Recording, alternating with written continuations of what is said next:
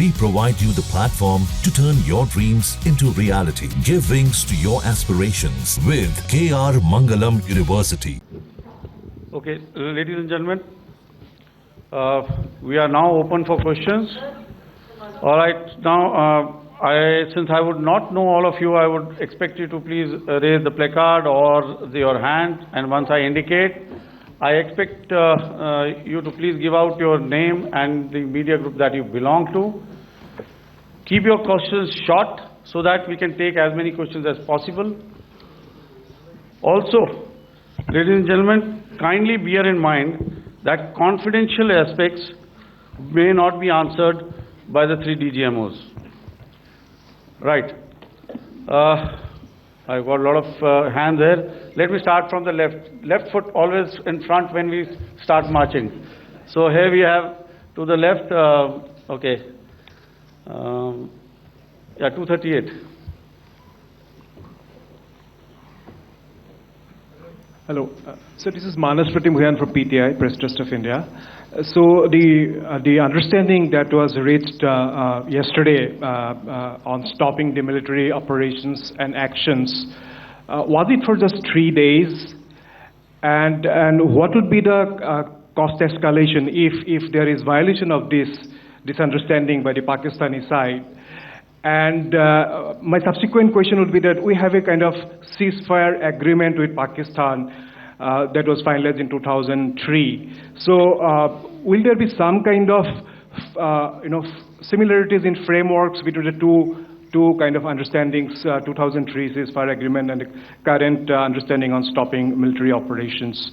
And again, what are the costs that will be incurring on Pakistan if Pakistan again resorts to this kind of terrorist activities, because we have made it very clear that the cost will be very high. So I would like to have your thoughts on it.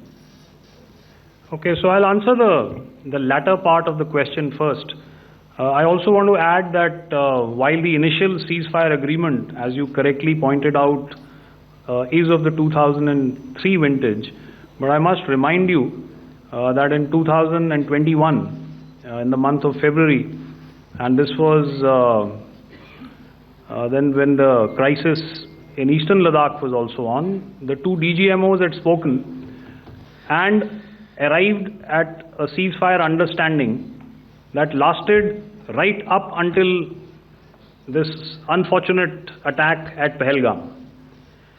Once our Foreign Secretary had announced the decisions of the CCS in the immediate wake of that attack, he had announced certain measures, and then of course Pakistan had in turn made its own announcements.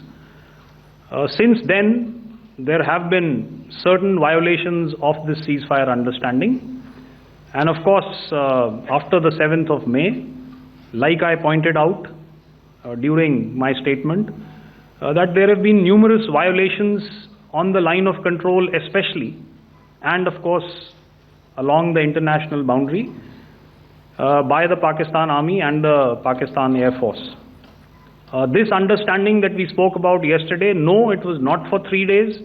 It was first to stop aggressive and hostile activities immediately, let that order and direction settle down for about 36 hours, and thereafter discuss modalities, like I said, to ensure its longevity.